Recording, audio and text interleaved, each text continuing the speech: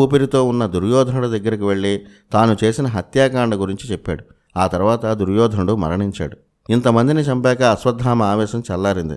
మళ్ళీ ఈ లోకంలోకి వచ్చాడు. చేసిన పని తలుచుకుని భయపడ్డాడు. ఉప పాండవులను చంపిన అశ్వత్థామని పాండవులు వదులుతారా? ఆ ప్రాంతాన్ని వదిలి పారిపోయాడు అశ్వత్థామ. భాగీరథి నదీ తీరంలో సన్యాసి వేషం వేసుకుని దొంగలా దాక్కున్నాడు. ఎంత దాక్కున్నా పాండవులు అశ్వత్థామని పట్టుకున్నారు. పాండవులను చూడగానే అశ్వత్థామ వణికిపోయాడు. ఇప్పుడు అతని దగ్గర ఉన్నది బ్రహ్మ శిరోనామక అస్త్రం ఒక్కటే. ఇది ఎట్టి పరిస్థితుల్లోనూ ప్రయోగించనోని తండ్రికి మాటిచ్చి నేర్చుకున్నాడు. బ్రహ్మాస్త్రానికి 4 రెట్లు బ్రహ్మ శిరోనామక అస్త్రం. ఆవేశపరుడు చేతుల్లో న్యూక్లియర్ బాంబు ఉంటే ఎలా ఉంటుంది? అశ్వత్థామ అలాంటివాడే. పాండవుల వంశాంకురం ఉత్తర గర్భంలో పెరుగుతుంది. ఉత్తర గర్భం మీద ఆ భయంకర అస్త్రాన్ని ప్రయోగించాడు అశ్వత్థామ. పాండవులకు సంబంధించిన స్త్రీల గర్భాలన్నిటి మీద ప్రయోగించాడు.